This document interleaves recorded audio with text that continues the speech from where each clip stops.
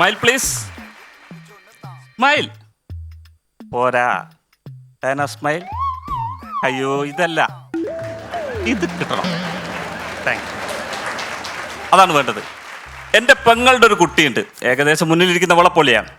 ഇവളെപ്പം മൊബൈലിൽ ഫോണിൽ ഇങ്ങനെ ഫോട്ടോ എടുത്തു കഴിഞ്ഞാലും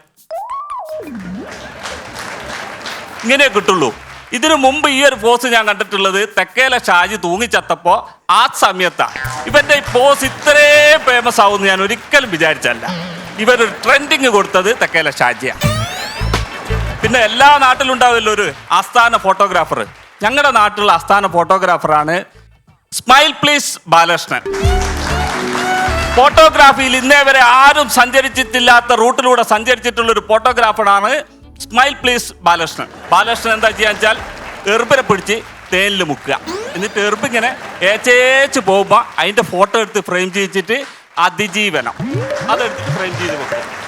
അമ്മ പശുവിനെ കറക്കുമ്പം അതിൻ്റെ ഫോട്ടോ എടുത്ത് വെക്കും, എന്നിട്ട് അത് ഫ്രെയിം ചെയ്യും. അതിൻ്റെ അടിയിൽ എഴുതി വെക്കും ചൂഷണം. തെരുവ് കിടക്കുന്ന പട്ടീനെ എടുത്തിട്ട് കെട്ടിപ്പിടിച്ച് ഉമ്മ വെക്കും, അതിൻ്റെ അടിയിൽ സ്നേഹം. അവസാനം പട്ടീൻ്റെ കടി കിട്ടിയോടുകൂടി ഇത് നിർത്തി. ഇപ്പൊ പൊക്കിളിന് ചുറ്റും 10-40 ഇഞ്ചക്ഷൻ എടുത്തതിന്റെ കലയാ. ഇവന്റെ മനസ്സ് നിറയെ വൈൽഡ് ഫോട്ടോഗ്രാഫി അങ്ങനെ ഇരച്ച് കയറി. ഇവൻ അപ്പം തന്നെ എന്ത് പണിച്ചതെന്ന് വെച്ച് കഴിഞ്ഞാൽ ക്യാമറയായിട്ട് നേരെ ജാനൈക്കാട്ടിലേക്ക് കയറി. അവിടെ ചെന്ന് കലമാൻ, അതേപോലെ തന്നെ വേഴാമ്പല്, അങ്ങനെയുള്ള പക്ഷികള്, മയില്, കുയില്, ഇതിൻ്റെയൊക്കെ ഫോട്ടോ എടുക്കാൻ വേണ്ടിയാണ് പോയതെങ്കിലും ഇവനിങ്ങനെ ഫോട്ടോ എടുക്കുന്നതിൻ്റെ ഇടയ്ക്ക് 10-20 ദിവസമായിട്ട് പട്ടിണി കിടക്കുകയായിരുന്ന ഒരു പെരുമ്പാമ്പ് പിടുത്തം വിട്ട് ഷുഗർ കുറഞ്ഞ് ഇവന്റെ തലയിൽ വീണു. വീണ സമയത്ത് തന്നെ ഇവന്റെ ബോധം പോയി. പണ്ടേ ചൊയലിൻ്റെ ഒരു അസുഖമുള്ളതിനെ കൊണ്ട് ഇവൻ ക്യാമറ വിട്ടില്ല. താക്കോലിന് പകരം ക്യാമറ കയ്യിലുള്ളതിനെ കൊണ്ട് ഇവൻ ആ സമയത്ത് തന്നെ എടുത്ത ഫോട്ടോസ് എല്ലാം ക്ലിക്കായി. പിന്നെ ഒരു ബോധമില്ലാണ്ട് കിടക്കുന്ന ഒരുത്തനെ കടിച്ചിട്ട് പറയിപ്പിക്കണ്ടല്ലോ വെച്ചിട്ട് പെരുമ്പാമ്പ് അതിന്റെ ബൈക്കിൽ പോയി. പിറ്റേന്ന് തന്നെ ആനുവൽ പ്ലാനറ്റിന്റെ MD കേരളത്തിലേക്ക് വന്ന് ഒപ്പം കൊടാക്ക് കമ്പനീന്റെ മാനേജറും. ബാലകൃഷ്ണ ഏത് ലെൻസ് ഇട്ടാ കുഞ്ഞുമോനെ ഇങ്ങനെ ഫോട്ടോസൊക്കെ എടുത്ത്? ബാലകൃഷ്ണൻ പറഞ്ഞ ഞാൻ കൊന്നാലും പറയല. അല്ല ബാലകൃഷ്ണൻ എന്നാലും ഇനി പറ. അത് ഞാൻ ഇന്നേ വരെ പറഞ്ഞിട്ടില്ല, ഇനി ആ സത്യം എൻ്റെ കൂടെ മണ്ണിലേക്ക് അടിഞ്ഞു പോട്ടെ എന്ന് ബാലകൃഷ്ണൻ സത്യം ചെയ്തു. പിന്നെ നാട്ടിൽ അത്യാവശ്യം ഈ ഫോട്ടോസൊക്കെ ഫേമസ് ആയിട്ട് കൂടി ബാലകൃഷ്ണന് ഒത്തിരി വർക്കുകൾ കിട്ടി. സ്ഥലം DYSP ആയിരുന്ന സന്തോഷ് സാറിന്റെ മോളെ കല്യാണം. ചെക്കൻ തിരുവനന്തപുരത്ത് നിന്ന്, വധു കോഴിക്കോട്.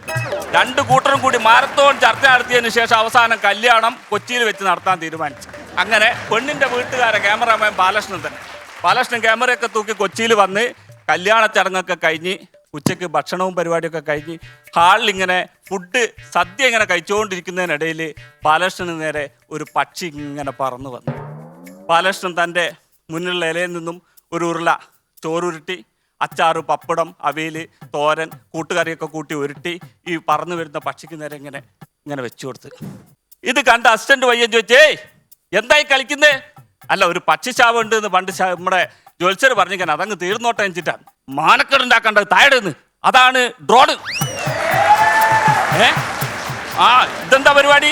അത് പറന്ന് വന്ന് ഫോട്ടോ എടുക്കുന്ന ഒരു സംഗതിയാ ഡ്രോണ്. അങ്ങനെ ഉണ്ട്. അങ്ങനെ ഉണ്ട്.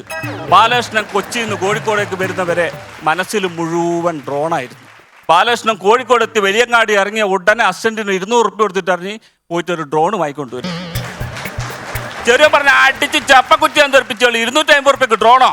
70,000 ഉറുപ്പ്യ ഉണ്ട് ചങ്ങായിന്. അപ്പം തന്നെ ബാലകൃഷ്ണൻ അമ്മേൻ്റെ പശുവിനെ വിറ്റ് 40,000 ഉറുപ്പ്യ ലോണും എടുത്ത് ഒരു ഡ്രോൺ വാങ്ങി. ബാലകൃഷ്ണൻ ഇതെങ്ങനെയെങ്കിലും പരീക്ഷിക്കണമെന്ന് തന്നെ മനസ്സിൽ. എവിടെ പരീക്ഷിക്കും? അടുത്ത കല്യാണം കിട്ടിയത് കൽപ്പറ്റ, വയനാട്. കൽപ്പറ്റയിൽ നിന്ന് വയനാട്ടിലെ കല്യാണമൊക്കെ കഴിഞ്ഞ് ബാലകൃഷ്ണൻ ചോര ഇറങ്ങി വരുമ്പം ബാലകൃഷ്ണൻ തോന്നി ഇപ്പം തന്നെ ഇത് പരീക്ഷിക്കാൻ പറ്റിയ സമയം.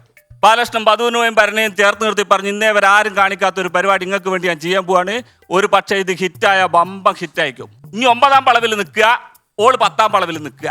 എന്നിട്ട് my name is Sudheer, my name is Meenikkutty ഇങ്ങനെ വിളിക്കും പോലെ താഴെ നിന്നിട്ട് ഇനി സതീശേട്ടാ വിളിക്കണം. അതേപോലെ തന്നെ മേലെ നിന്നിട്ട് ഇവള് സന്ധ്യേ എന്ന് സതീശനെ വിളിക്കണം. ആ സമയത്ത് ഞാൻ ഡ്രോണ് പൊട്ടിച്ച് നിങ്ങളുടെ അടുത്തേക്ക് വിടും. ഡ്രോണ് വന്ന് നിങ്ങളെ ഫോട്ടോ എടുക്കും. ഇവൻ സകല ദൈവങ്ങളെയും വിചാരിച്ച് ഡ്രോണിൻ്റെ പെട്ടി കട്ട് ചെയ്ത് ഡ്രോൺ എടുത്ത് പറത്താൻ വേണ്ടി ശ്രമിച്ചു. ഡ്രോണ് പറന്നു. ഇവൻ രാവിലെ തൊട്ട് 1 മണിക്കൂർ വന്ന്, 2 മണിക്കൂർ വന്ന്, 3 മണിക്കൂർ വരണം പലതും കാത്തു നിന്ന് ഡ്രോണ് മാത്രം വന്നില്ല. അസിസ്റ്റന്റ് പയ്യൻ പിന്നെ എല്ലാം കൂടി താഴെ വന്ന് വെട്ടിക്കടക്കാരനോട് ചോദിച്ചാൽ വെട്ടിക്കടക്കാരൻ പറഞ്ഞ് കോഴിക്കോട് നിന്ന് ബാംഗ്ലൂരേക്ക് പോകുന്ന കർണാടക റോഡ് ട്രാൻസ്പോർട്ട് കോർപ്പറേഷന്റെ മുകളിൽ വീണിട്ട് ഡ്രോണും കൊണ്ട് അതങ്ങ് ബാംഗ്ലൂരേക്ക് പോയിക്കി. ബാലകൃഷ്ണൻ ഈ കൺട്രോളുമായിട്ട് ഇങ്ങനെ നിൽക്കുക. മരംപെട്ടുകാരുടെ കൊടാലി പോയ പോലെ ബാലകൃഷ്ണൻ നിൽക്കുമ്പോൾ ബാലകൃഷ്ണന് മുന്നിലേക്ക് വേറൊരു ഡ്രോൺ പ്രത്യക്ഷപ്പെട്ടു. ബാലകൃഷ്ണനെ നോക്കി ഡ്രോണൊന്ന് ചിരിച്ച്, ബാലകൃഷ്ണൻ ഡ്രോണിനെ നോക്കിയും ചിരിച്ച്. ബാലകൃഷ്ണനെ ഇങ്ങനെ മാടി വിളിക്കുമ്പോൾ അപ്പം തന്നെ വന്ന് നിന്ന് താമരശ്ശേരി പോലീസ് DYSP പുറത്തിറങ്ങി ബാലകൃഷ്ണനോട് ഇതെന്താ പരിപാടി? ഒന്നുമില്ല സാർ. അപ്പം ഞങ്ങൾ വ്യാജമാറ്റ് പിടിക്കാൻ വേണ്ടി വിടുന്ന മുഴുവൻ ഡ്രോണും അടിച്ചു മാറ്റിയ കള്ള റാസ്കൽ കാറാ വണ്ടിയിൽ. ബാലകൃഷ്ണൻ പറഞ്ഞു, എൻ്റെ പൊന്നു സാറേ, എനിക്കിത് പറത്താനേ അറിയുള്ളൂ, എനിക്കിത് തിരിച്ചെടുക്കാൻ അറിയില്ല. കർണാടക ട്രാൻസ്പോർട്ട് കോർപ്പറേഷനായിട്ട് എന്തെങ്കിലും ബന്ധമുണ്ട്, എൻ്റെ ഡ്രോൺ നിങ്ങളൊന്ന് വാങ്ങിത്തരണം. ബാലകൃഷ്ണനെ പിടിച്ച് ഉള്ളിലാക്കിയെങ്കിലും കുറേ കാലത്തേക്ക് ബാലകൃഷ്ണൻ്റെ ഒരു അഡ്രസ്സ് ഉണ്ടായിരുന്നില്ല. പിന്നെ ഇവിടത്തേക്ക് വരുന്ന വരവിൽ ഞാൻ എത്തി നോക്കുമ്പോൾ റോഡ് സൈഡിൽ ഭയങ്കര ജനം രമേശേട്ടാ. അങ്ങനെ എന്താ വിവരം എന്നറിയാൻ വേണ്ടിയിട്ട് ഞാൻ അവിടെ ചെന്ന് നോക്കുന്ന നേരം അത്യുന്നതങ്ങളിൽ വിഹരിക്കുന്ന ബാലകൃഷ്ണനെ ഞാൻ കണ്ടത്. ഞാൻ ബാലകൃഷ്ണനെ വിളിച്ച്, ബാലകൃഷ്ണേട്ടാ. ബാലകൃഷ്ണൻ വിളി കേട്ടില്ല. ബാലകൃഷ്ണന്റെ ആ കൂട്ടത്തിലുണ്ടായിരുന്ന ഒരു പയ്യൻ എന്നോട് വന്നിട്ട് പറഞ്ഞ്, അങ്ങനെ വിളിച്ചാൽ വിളി കേൾക്കൂല, ബാലകൃഷ്ണ റാവു എന്ന് വിളിച്ചതും ബാലകൃഷ്ണൻ ക്രെയിനിന്റെ മുകളിൽ നിന്ന് തിരിഞ്ഞെന്നെ നോക്കി കേരോവാൻ എന്ന് ഇറങ്ങുന്നതിൻ്റെ ഒരൊറ്റ ഇറങ്ങല, മൂക്കടിച്ച് നിലത്ത് വീണ് മൂക്കിന്റെ പാലം പൊട്ടിപ്പോയി. ഇവന്റെ ഈ പാലം പൊട്ടിച്ചതിന്റെ ഉത്തരവാദി ഞാനാന്നറിഞ്ഞ് അപ്പം തന്നെ ഡയറക്ടർ ബാക്കപ്പ് വിളിച്ച് അവിടെ നിന്ന് ഇനി പണി പാളൂന്ന് മനസ്സിലാക്കി ഞാൻ ഒരു ഓട്ടോയിൽ ഇങ്ങനെ വരുന്ന സമയത്ത് ഒരു ഓൺലൈൻ ന്യൂസ് എടുത്ത് നോക്കുമ്പോൾ അതിൽ വന്ന വാർത്ത എന്താ? സുപ്രസിദ്ധ ഓട്ടോഗ്രാഫർ ബാലകൃഷ്ണ റാവുവിന് നേരെ ലൊക്കേഷനിൽ വധശ്രമം. പ്രതിയെ തിരഞ്ഞ് പോലീസ് നടക്കുന്നു. എന്നെ രക്ഷിക്കണം. ഞാൻ ഇവിടെ ഉള്ളതെന്ന് ആരോടും പറയരുത്.